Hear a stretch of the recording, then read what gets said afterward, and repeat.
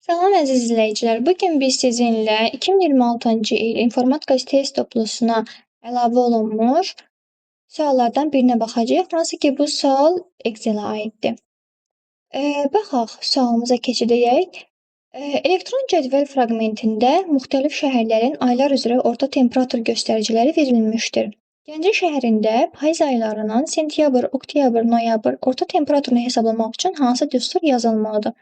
Bizdən burada Gəncə şəhərini soruşur və həmçinin payız aylarını soruşur. Payız aylarındakı sentyabr, oktyabr, noyabr. Gəlib burada cədvəldə işarə edirik Gəncə şəhəri, sentyabr, oktyabr və noyabr aylarını soruşur bizdən. Bunların da yerləşdiyi sütunlar hansı ki, sentyabr B3 xanasıdır, oktyabr S3 xanasıdır və noyabr isə D3 xanasında yerləşir. Gelirik variantlara.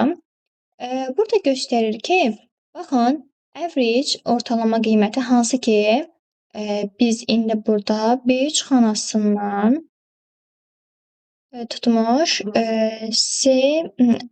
üzr istəyin, bir dəqiqə buranı silim. Bizə deyir ki, B3 xanasından, daha doğrusu biz B3 xanasından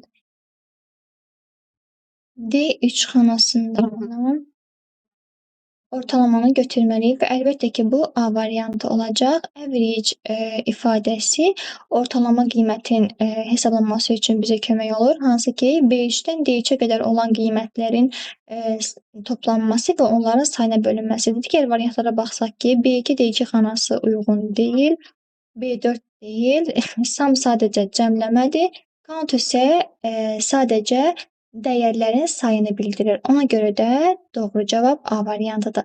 İzlədiyiniz üçün təşəkkürlər. Kanala abunə olub bəyən atmağı unutmayın. Sağ olun.